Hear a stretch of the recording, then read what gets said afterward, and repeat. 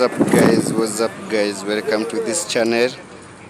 So for beginners, today I'm going to show you how to weld thin welding metals. Pakuna njoro mwenyewe bana. Ngoja.